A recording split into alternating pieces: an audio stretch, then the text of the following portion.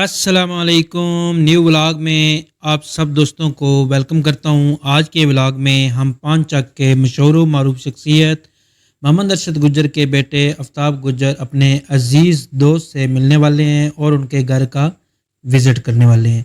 अब आप लोग सोच रहे होंगे कि विज़िट करने तो हम जा रहे हैं, लेकिन बाइक फजल चला रहा है और पीछे मैं बैठूँ और मैंने चश्मा डाला हुआ है।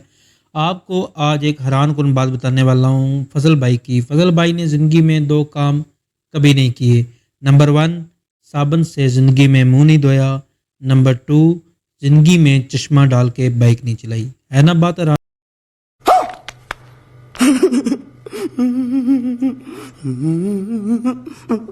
हमारे साथ सफ़र का हिस्सा हैं मलक जीशान खालिद खान, जो कि इन्हीं दिनों में यूके से आए हैं, और साथ हमारे हैं फजल फ्राम पाकिस्तान, फजल फार्मेसी वाले, और साथ ही हमारे हैं मैं, जो किसी तारफ का मुताज नहीं। बिस्मिल्लाह करते हैं जी।